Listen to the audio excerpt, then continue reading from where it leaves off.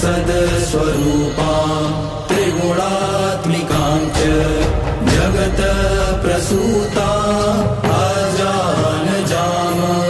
आनन्द अनानन्द विज्ञान विज्ञान पञ्चीय पञ्चीकृत पञ्चभूता जगत स्वरूपा